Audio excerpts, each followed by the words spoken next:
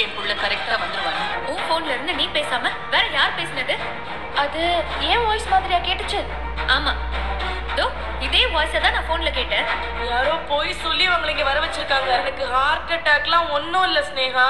போய் சொல்லி எங்களை இங்க வர வச்சது யாரா இருக்கும்? ஸ்னேகா, நீயும் வந்து உட்காரு. முதல்ல நீங்க மாறுங்க, மத்தவங்களை மாத்துறதையெல்லாம் அப்புறம் பாத்துக்கலாம். பாத்தியா சிவா, அண்ணன் பொண்ணு சொன்னத இந்த சிந்துவை கடத்திட்டு போய் தாலி கட்டினேன்னு உன் பெரியம்மா சொல்லி காட்டுறாங்க. இதுக்கு மேல உன்னை அசிங்கப்படுத்த முடியுமாயா? அம்மா பெரியம்மான்னு உருகிறியே, நீ சொல்றத நம்பாம அந்த சிந்து சொல்றத தானே உன் பெரியம்மா நம்புறாங்க. என்ன தெரியலையா உன் பெரியம்மா யார மதிக்கிறாங்கன்னு? அந்த சிவா சிந்துவை லவ் பண்ணலங்கிறது தானே உண்மை? இல்லம்மா, டாக்டர் தான் சிந்து அக்காவை லவ் பண்ணாரு. சிந்து அக்கா ஒன்றும் டாக்டரை லவ் பண்ணல. ஏய், எனக்கு ஒண்ணு தெரியாதுன்னு நினைச்சியா?